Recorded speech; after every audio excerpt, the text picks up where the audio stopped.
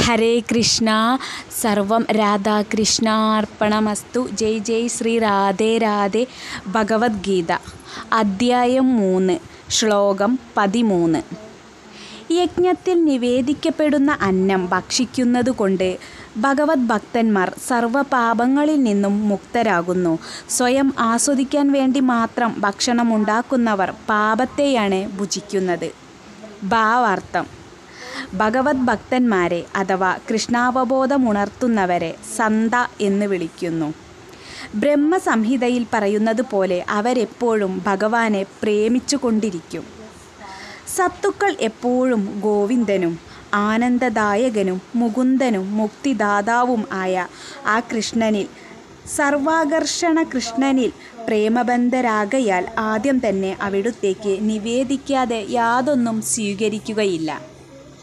അവർ ശ്രവണം, കീർത്തനം, സ്മരണം, അർച്ചനം എന്നിങ്ങനെ പല വിധത്തിൽ ഭക്തിപൂർവകമായ സേവനയജ്ഞം തുടർന്നു പോരുന്നു. ഈ അനുഷ്ഠാനങ്ങൾ അവരെ ഭൗതിക ലോകത്തിലെ പാപസമ്പർക്കങ്ങളിൽ നിന്നുളവാകുന്ന മാലിന്യങ്ങളിൽ നിന്നെല്ലാം ഒഴിച്ചു നിർത്തുകയും ചെയ്യുന്നു.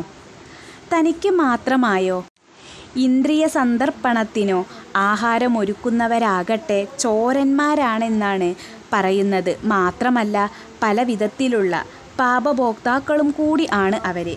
ചോരനും പാപിയുമായ ഒരാൾ എങ്ങനെ സന്തുഷ്ടനാകും? തീർച്ചയായും അത് സാധ്യമല്ല. അതിനാൽ എല്ലാവിധത്തിലും സന്തുഷ്ടരാകണമെങ്കിൽ മനുഷ്യർ പൂർണ്ണമായി കൃഷ്ണാവബോധം സ്വീകരിച്ചുകൊണ്ട് പ്രയാസമില്ലാത്ത സങ്കീർത്തന യജ്ഞത്തിൽ പരിശീലനം നേടണം. മറ്റൊരു വിധത്തിലും ലോകത്തിൽ ശാന്തിയോ സുഖമോ ഉണ്ടാകുവാൻ വയ്യ. ശ്ലോകം 14.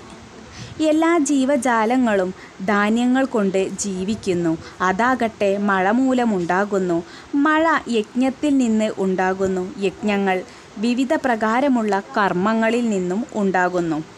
ഭാവാർത്ഥം: ഭഗവത്ഗീതയുടെ വിശിഷ്ട വ്യാഖ്യാതാവായ ശ്രീ ബലദേവ വിദ്യാഭൂഷൺ ഇങ്ങനെ എഴുതുന്നുണ്ട്: സകല യജ്ഞങ്ങളുടെയും ഭോക്താവ്, യജ്ഞപുരുഷനെന്നറിയപ്പെടുന്ന ദേവാദിദേവനായ ശ്രീ ഭഗവാൻ ശ്രീകൃഷ്ണ ഭഗവാനാണ്. ശരീരത്തെ വിവിധ അവയവങ്ങൾ എന്ന പോലെ അദ്ദേഹത്തെ ദേവന്മാർ ഉപചരിക്കുന്നു. ഇന്ദ്രൻ, ചന്ദ്രൻ, വരുണൻ തുടങ്ങിയവർ ഈ ഭൗതിക കാര്യങ്ങളുടെ അധിപതികളാണ്. വായു, വെളിച്ചം, വെള്ളം മുതലായ ഭക്ഷ്യവസ്തുക്കൾ വിളയിക്കാനാവശ്യമുള്ള വിഭവങ്ങൾ അവർ കനിഞ്ഞ് വേണ്ടുവോളം നൽകട്ടെ എന്ന് ഉദ്ദേശിച്ചുകൊണ്ടാണ് ഈ ദേവന്മാർക്കു വേണ്ടി യജ്ഞാനുഷ്ഠാനങ്ങൾ ചെയ്യാൻ വേദങ്ങൾ നിർദ്ദേശിക്കുന്നത്. കൃഷ്ണ ഭഗവാനെ പൂജിക്കുമ്പോൾ അവിടുത്തെ വിഭിന്ന അവയവങ്ങൾ മാത്രമായ ദേവന്മാരും സ്വാഭാവികമായി പൂജിക്കപ്പെടുന്നുണ്ട്. അങ്ങനെ അവരെ പ്രത്യേകം പൂജിക്കേണ്ടുന്ന ആവശ്യമില്ലാതെ വരുന്നു. അതുകൊണ്ടാണ് കൃഷ്ണാവബോധമാർന്ന ഭക്തന്മാർ കൃഷ്ണ ഭഗവാനെ ആദ്യമേ നിവേദിച്ച ശേഷം മാത്രം ആഹാരം കഴിക്കുന്നത്. ശരീരത്തെ ആത്മീയമായി പോഷിപ്പിക്കുന്ന ഒരു പ്രക്രിയയാണ് അത്. ഇങ്ങനെ ചെയ്യുമ്പോൾ ശരീരത്തിലുള്ള മുൻ പാപങ്ങളുടെ പ്രതികരണങ്ങൾ നശിക്കുകയും ഭൗതിക പ്രകൃതിക്ക് സഹജമായ അശുദ്ധിയൊന്നും ബാധിക്കാതിരിക്കുകയും ചെയ്യുന്നു. പകർച്ചവ്യാധി പടർന്നു പിടിക്കുന്ന കാലത്ത് അണുനാശക ഔഷധങ്ങൾ കുത്തിവെക്കുന്നതുകൊണ്ട് രോഗബാധയിൽ നിന്ന് രക്ഷ കിട്ടുന്നതുപോലെ കൃഷ്ണന് നിവേദിച്ച പ്രസാദം ഭക്ഷിക്കുന്നതുകൊണ്ട് വൈഷയികാസക്തിയെ ചെറുത്തു നിൽക്കാനുള്ള കരുത്തുണ്ടാകുന്നു. പതിവായി ഇങ്ങനെ ചെയ്യുന്ന ആളാണ് ഭക്തൻ. കൃഷ്ണനെ നിവേദിച്ചത് മാത്രം ഭക്ഷിക്കുന്ന കൃഷ്ണാവബോധമുറച്ച ഒരാൾക്ക് ആത്മസാക്ഷാത്കാരം കൈവരിക്കുന്നതിന് വിലങ്ങുതടിയായി നിൽക്കുന്ന പഴയ ഭൗതിക വിഷബാധയുടെ പ്രതികരണങ്ങളിൽ നിന്ന് മുക്തനാവാൻ കഴിയും.